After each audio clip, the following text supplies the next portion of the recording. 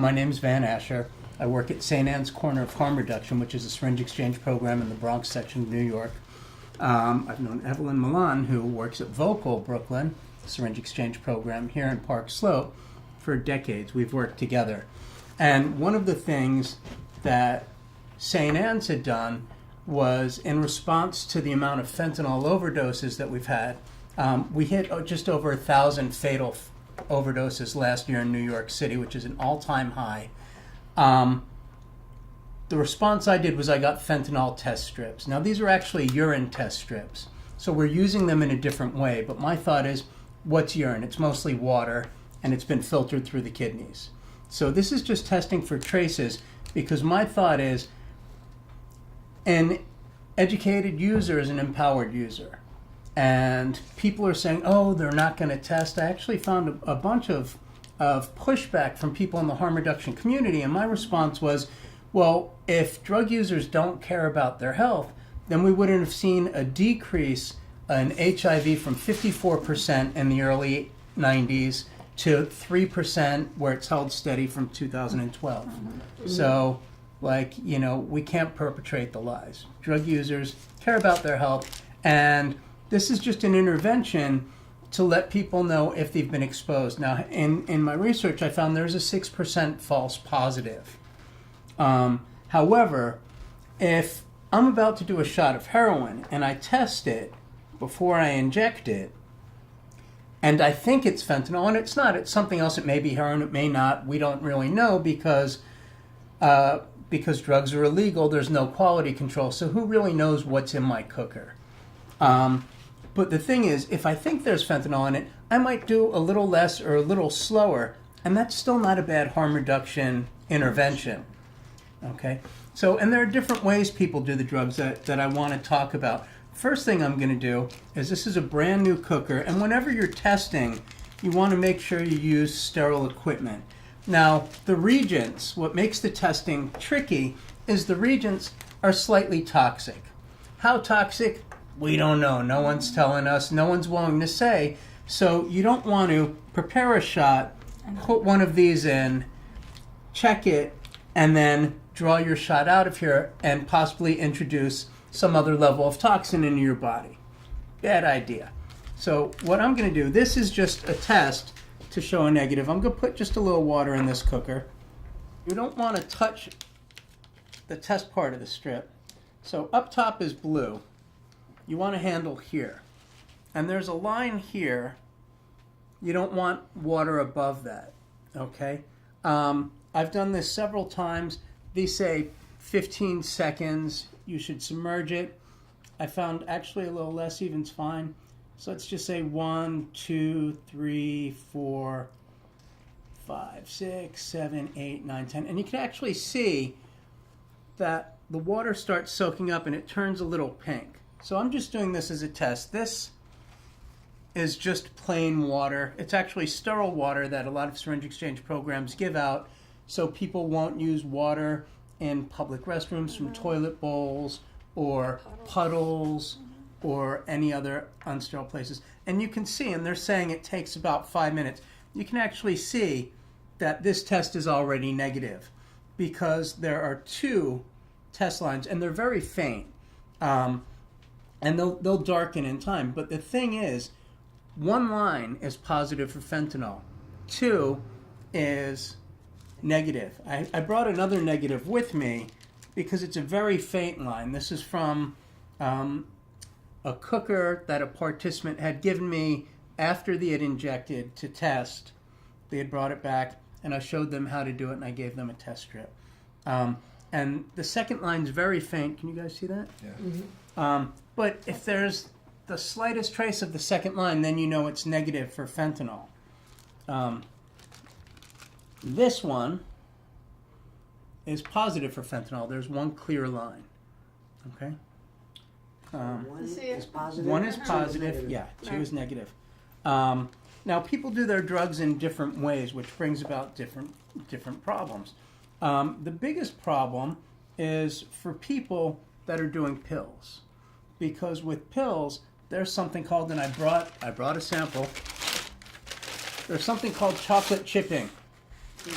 So fentanyl, when it's pressed into a pill, and a lot of the counterfeit pills that are being sold now, part of the drug epidemic that we've heard about starts in your medicine cabinet.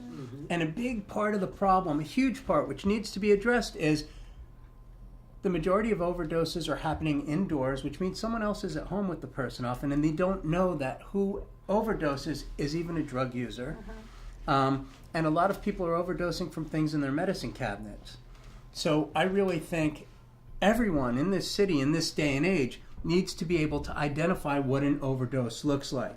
I think the new overdose, the new face of overdose prevention should be the one that you see looking back at you in a mirror. Everyone, from like your abuela to your sister to your brother, everyone needs to know how to recognize this, because people also don't want to admit that someone in their family or a friend of theirs or a friend of a friend may be using drugs, because we put all these social and moral things attached to it, which I don't necessarily believe. So when their counterfeit pills are sold, and we also know there's a big problem with overprescribing of opioids legally in this country, which is where a lot of the drug use becomes an issue, and then people have to eventually start buying drugs on the street. Counterfeit drugs are being sold, so I might go and buy an OxyContin in the park, and someone made it and it really has fentanyl in it. Now the problem is, like I said, fentanyl chocolate chips, it'll cluster together in a pill. So if I break off a little piece of this pill and crush it up and test it, there are no chips in this. It might say it's negative for fentanyl, and it's not. Use a sterile thing, crush it up, take the contents of the pill, put it on either a spoon, it depends how you're going to do it. If you're going to crush that pill and snort it, put it on whatever surface you're going to snort it after, and then test what you crushed it in after you've crushed it and mixed it up, because that'll give you a more true reading. If I'm going to eat it, I could just take that spoon and mix it into a glass of water, test this, and then drink it, And if I'm going to shoot it, then I could put it back in a cooker after I test the cooker. But once again, you don't want to put the reagent in here. And you can see how nice and pink these lines came out for this negative now. And I like to, and I'm a little anal, I'm a Virgo, I just like to lay it up here when I test it, just to make sure it doesn't touch any other area that's contaminated, especially if I'm getting high in my house, and this I know is a clean cooker. If I put it on my table where I chop dope all the time, it may give me a result from a previous bag of dope. So that's how I would do a pill. Now let's say I'm a sniffer. Here's an empty bag of heroin, which I just emptied, so I actually have some heroin that I'm going to test. What I could do, because these bags are usually made out of a waxy substance, I could put a little water in here. I'm going to open it here. It just needs a little dab anyway. Go to that corner, yeah. There you go. And I'm going to put it here for a little bit. One thing I like doing is if I look at the side when I'm doing a test strip, I can actually see the color start rising as it's testing. This may need just a tiny bit more water. We will see. I'll see in a sec. Nope, it's rising. We're good. And now we're going to wait for a moment. And this one, you can actually see the first test line isn't showing up, so chances are it's either going to be inconclusive or it's going to be positive for fentanyl. And yeah, I can see this line coming out. So this bag tests positive for fentanyl, and the pink line's going to come out. Now, what I'm going to do, just to confirm that, is, and that was as if I was sniffing. I'd want to test my bag. Let's say I put my drug here that I'm going to snort. I go, okay, it's fentanyl. Maybe I'll snort a little less.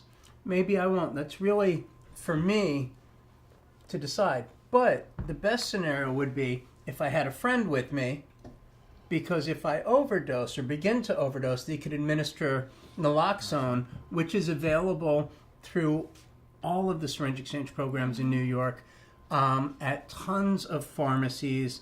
And you can contact New York City and also the New York State Department of Health, and they'll give you a list of places that you can get it locally. So now I'm going to go and test that same bag of dope but this is actually the heroin. This is how I would do it if I was going to inject this heroin. Let's say I draw the shot up.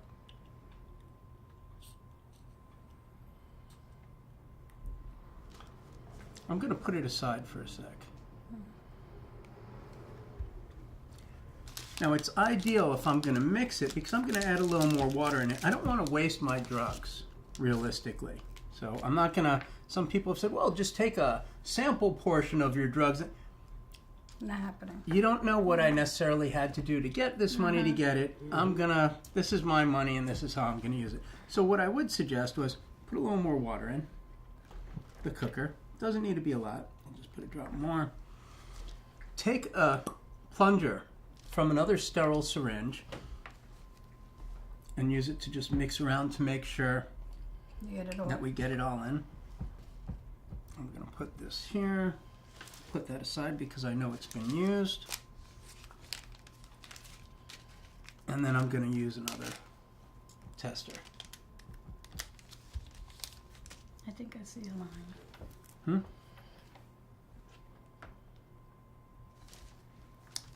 And it really happens quite quickly. I'm going to hold it at an angle, and you could probably even see from the camera, if it's able to zoom in enough, I can see pink starting to move up the side.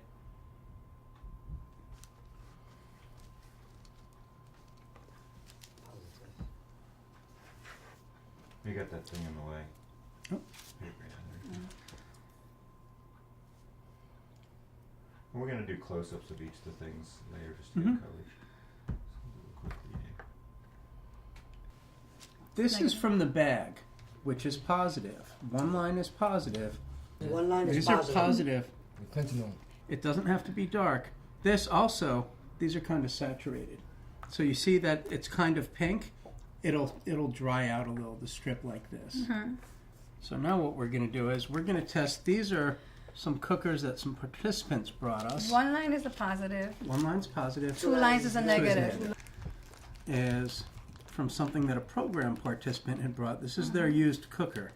So I'm going to just add a little water.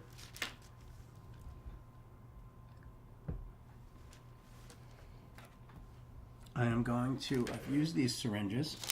I'm going to